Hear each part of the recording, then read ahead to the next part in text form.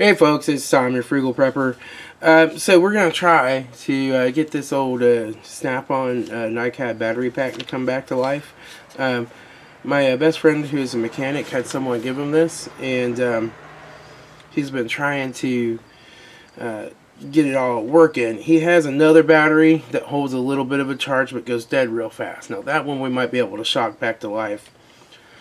This one's pretty screwed. I'm pretty sure it's got a bad cell in it. I'm not even going to attempt to do the shock therapy on it.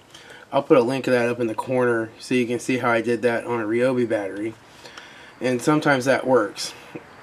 Let's pop it open and take a look at the cells in here and see what we can see.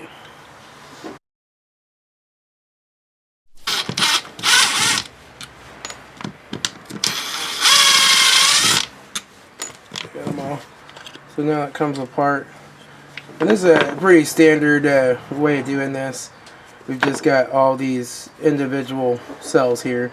So we see we got 1, 2, 3, 4, 5, 6, 7, 8, 9, 10, 11, 12, 13, 14, 15 of them it looks like.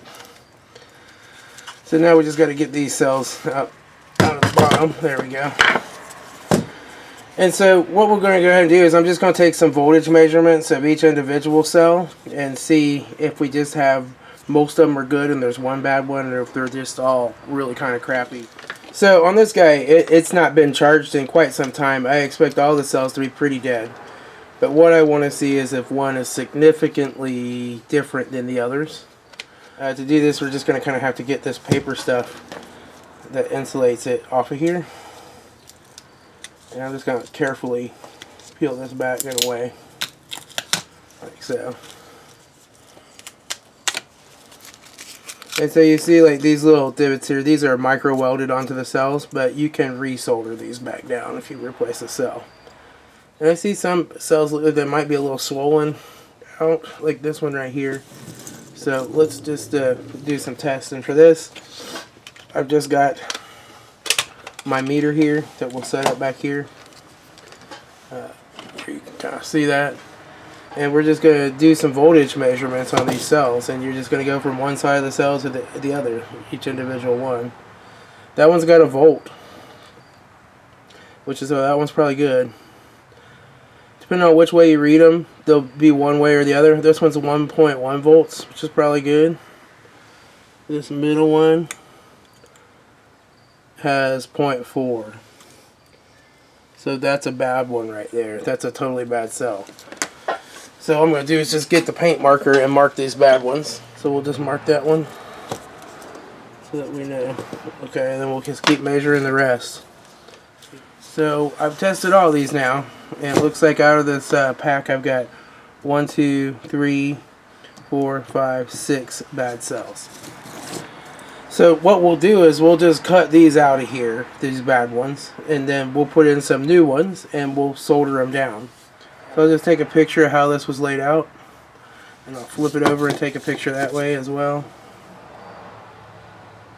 Just for reference, because you got to get them kind of back in the right places in order to put them back in here. And then you ask, like, where is a good place to get a cheap source of decent quality NiCad cells that actually aren't too terrible? They're not the greatest. Harbor Freight, baby. Go get this Drill Master battery for like 10 bucks.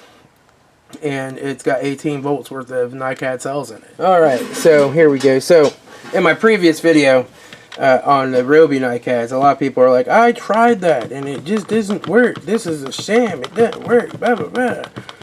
Okay, so what you have to understand is that if you just have whisker filaments, which yes I know that's called dendrites, but if you have those filaments growing in between the anode and the cathode and you shock it real good with some type of high voltage or high current, it's really not about voltage, it's about current, those will melt off and it'll work again for a while. But like I said in that video, sometimes when you run your battery completely dead, that cell goes into reversal and it'll never take an appropriate charge again. And then as you continue to charge it, the other cells are working harder to make up for that, and the other cells around it start to die. You know, that's a NiCad phenomenon, and that happens when you drive in that very last drywall screw, we're like, it's really slow, but I can make it work. That will destroy the batteries.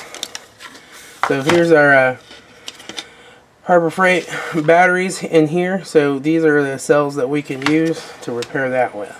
Okay, so all I really want to do is these three need to come out. So I'm going to cut here. Sometimes you just kind of have to rip these off too. These are pretty strong ones. Good Lord, SnapOn.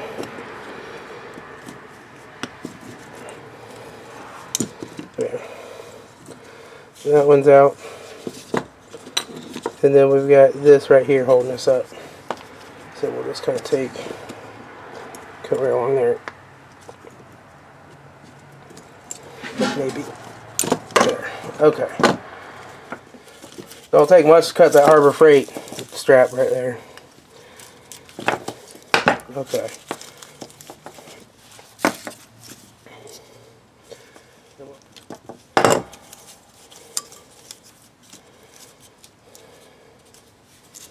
So we have these kind of like so, but lined up completely different.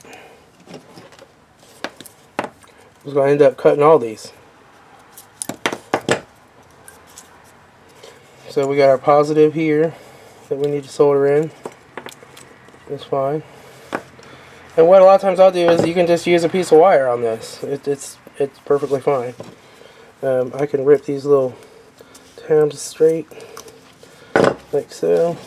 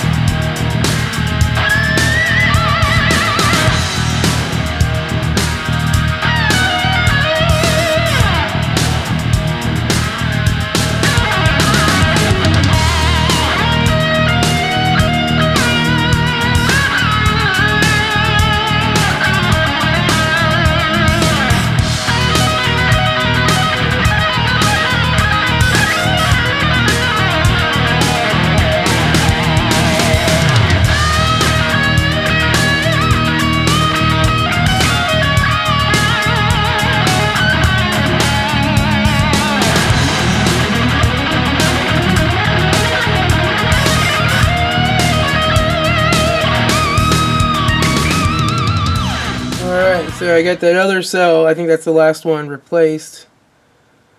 We're getting 18.2 volts, which is about what I expect with a few of those cells a little low. We're just going to go back through and double check these on one more time. So it looks a little better. I can live with that. That's a little on the low side, but that's almost a volt. We can deal with it.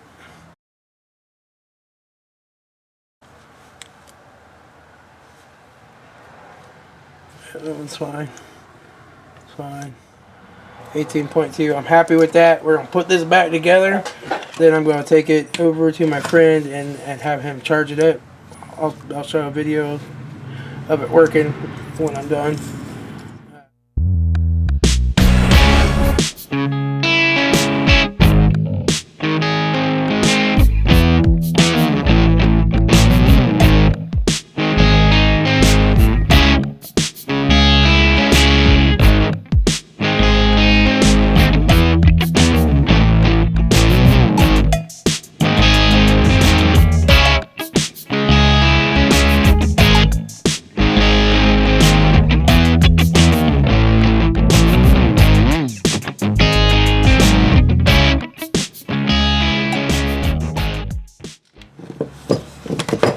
Alright, now I'm just going to check the voltage on it one more time now that it's back together. Make sure nothing worked its way loose or anything. Alright, these probes are kind of hard here. There we go. But we still got our same 18.2 volts. So now I'll have him put this on the charger tomorrow. And then we'll let it charge up, and then I'll get a video using this on the impact gun. Alright, I got somebody coming over. I got to flush out their heater core. I'll talk to y'all later. It's time for Frugal Prepper. Alright, so we've got the battery here. We're going to slide it into the charger. How does it slide in? Okay, that way. Is it plugged in? Yeah. It's charging. It's got 1 bar. So we'll let this charge up and then we'll try it out.